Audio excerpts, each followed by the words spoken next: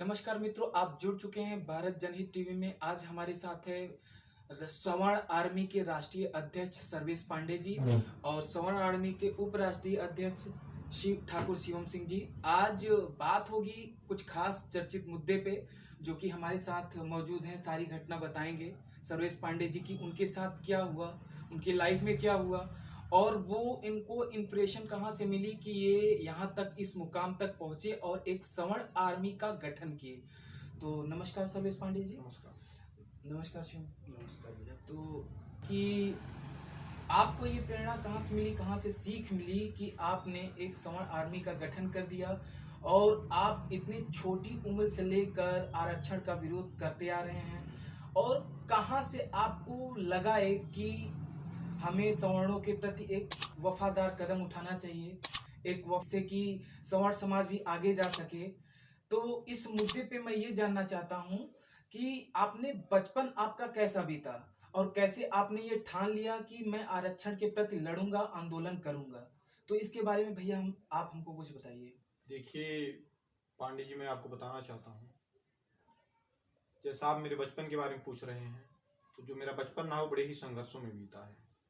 रही बात ये भावना कहाँ से आई, तो देखिए, जब किसी भी समाज पर सीमा से ज्यादा अत्याचार किया जाता है तो वह समाज बागी हो जाता है। मंगल पांडे अंग्रेजों के बटालियन में थे, लेकिन कार्य कर रहे थे, कोई दिक्कत नहीं थी, लेकिन गाय की चर्बी मिलाई गई कारतूस में और वो उनके मुंह से कटवाया गया और इस तरीके से मतलब उनके धार्मिक भावनाओं को आहत किया गया। तो यह अत्याचार की सीमा क्रॉस कर गई थी। इसी कारणवश मंगल पांडे बगावत पर उतरे अंग्रेजों के, और जब मंगल पांडे बगावत पर उतरे अंग्रेजों के तो पूरा जो ये अंग्रेजों की हुकूमत थी, ये जो अंग्रेजों की सल्तनत थी, नेस्ता नाबूद हो गई। उसी प्रकार से सवर्णों पर लगातार 70 साल से समरसता के नाम पर अत्याचार किए जा रहे हैं। सवर्णों के ऊपर लगातार 70 साल से सामाजिक भेदभाव दूर करने के नाम पर अत्याचार किए जा रहे हैं। सवर्णों के ऊपर लगातार 70 साल से ऊंच नीच का आरोप लगा करके अत्याचार किए जा रहे हैं, और सबसे ज्यादा अत्याचार सवर्णों के ऊपर किए जा रहे हैं, जिसका मैं स्वयं भुक्तभोगी हूं। इसलिए मन में मेरे एक ख्याल आया कि मैं अपने समाज के लिए लड़ूंगा, क्योंकि कुछ समुदाय, कुछ जातियों के लिए तो सरकार लड़ रही है, उनके लिए व्यवस्थाओं की, सुविधाओं की व्यवस्था सरकार कर रही है, लेकिन मेरे लिए ना कोई सुविधा है, ना मेरे लिए कोई व्यवस्था है। हम इस देश में हैं तो अपने टैक्स पर पलते हैं, हमारे टैक्स के दम पर लोगों को सैलरी मिलती है, लोगों को सुविधाएं मिलती है, लोगों को व्यवस्थाएं मिलती हैं।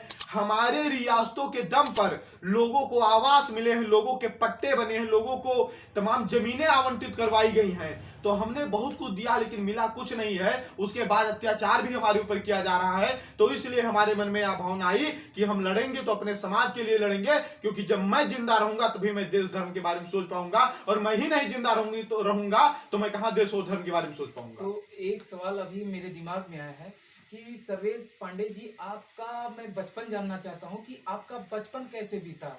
आपके सर से तो पिता का साया बचपन में ही हट गया, तो उसके बारे में कुछ बताइए कि आपका बचपन कैसे बीता, आपने ये जिंदगी, अपनी बचपन की जिंदगी कैसे काटी। आप यह समझ सकते हैं पाड़े जी, जिस लड़के के सर से 1.5 साल की उम्र में उसके पिता का साया उठ गया हो, कोई कमाने वाला घर में ना रहा हो, 2 बड़ी बहनें घर में रहीं, वो भी हम ब्राह्मण समाज से आते हैं, सवर्ण समाज से आते हैं, तो हमारा बचपन कितने कठिनाइयों में बीता है।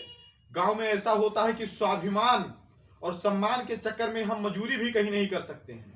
हम मजूरी भी, हमारे घर की महिलाएं जल्दी बाहर नहीं निकलती हैं।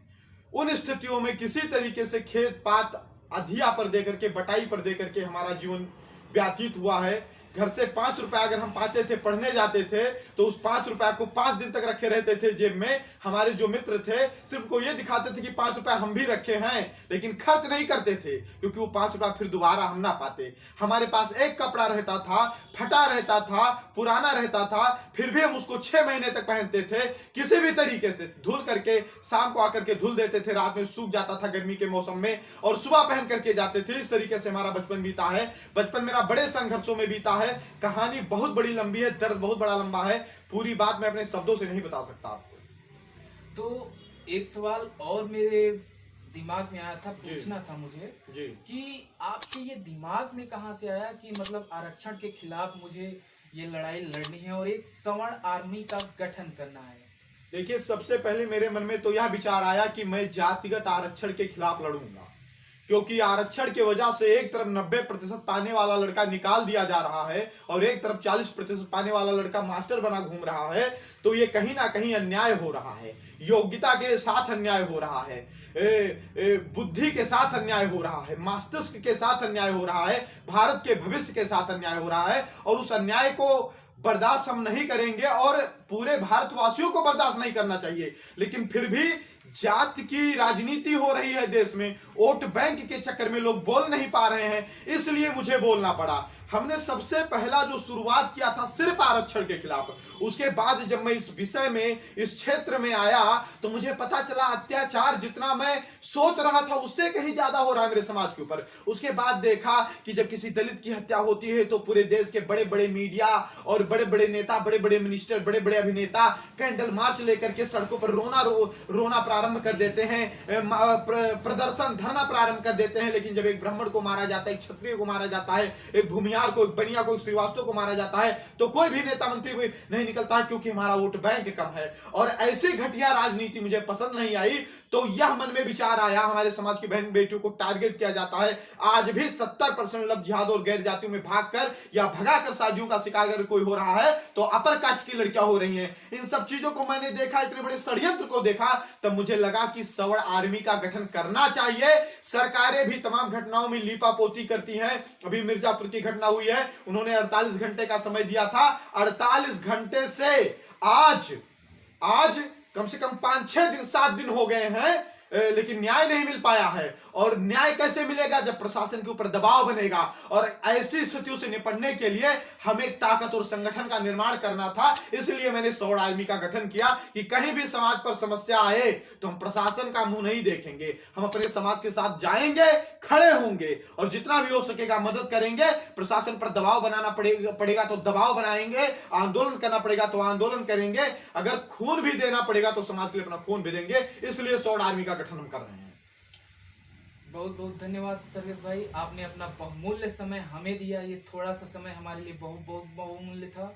तो इसके साथ हम अपनी इस वीडियो को विराम देते हैं। आपको मेरा प्रणाम। बहुत बहुत धन्यवाद।